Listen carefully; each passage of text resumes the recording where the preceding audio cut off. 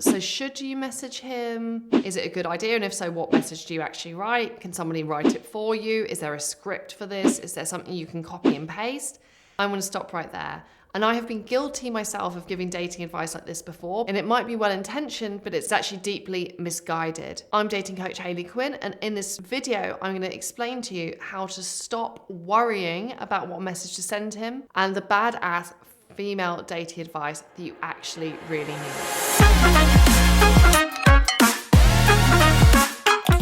Really love teaching you practical skills-based advice, and I love writing a good text message. But I recognized, probably kind of after having a bit of a break from coaching during the pandemic and to have my kids, that really that's not the best way to approach things. Instead, every action you take in your dating life should be building up your self-esteem and bringing to a space of like clarity and ease rather than over-analysis and anxiety. And the problem is, if you're worried about writing a perfect message to him, in that mindset, you're sort of already losing, because it's like you're thinking about, how do I present myself? How do I show the best parts of myself so that he, on his pedestal over there, chooses me? And instead, you really need to flip that around, because remember, you are, and I know this sounds incredibly cheesy, but I'm going to go there anyway.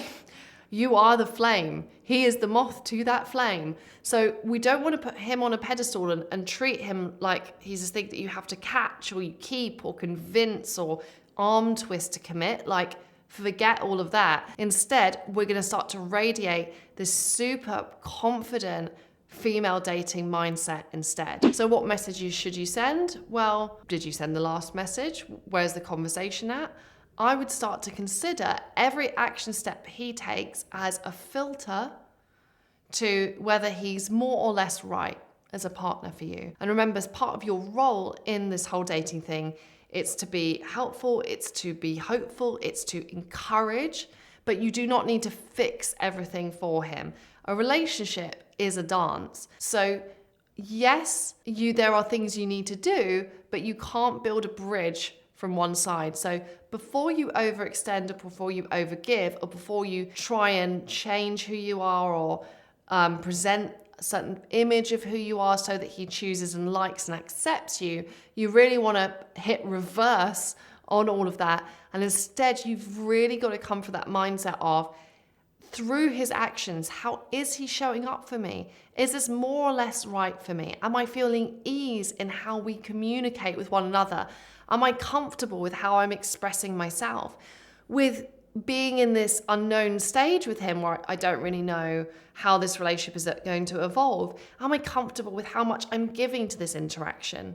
So it's not that there's no action steps to take. It's not that you just wait around and like see who shows up. There are questions you're asking yourself, you are reflecting on things, and there are things you are actively doing, but your doing is not fiddling over whether you should put like an emoji on a message or not. That is not the work. And remember, my goal for you is that every part of the dating process that we look at, that you start to develop this deep confidence within yourself about what you can actually go out and achieve. So if you are down to exit this boom bust, over-analytical, energy-sapping cycle around dating, and you want a powerful new way to interact with the men in your life, then I want you to head over to hayleyquinn.com/circle.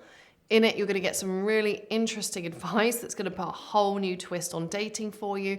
And guess what? It's going to actually work. And along the journey, you're going to be feeling incredible about yourself. So if you are down for dating no longer being energy sapping and dating start to actually be fun and rewarding again, head over to hayleyquinn.com/circle.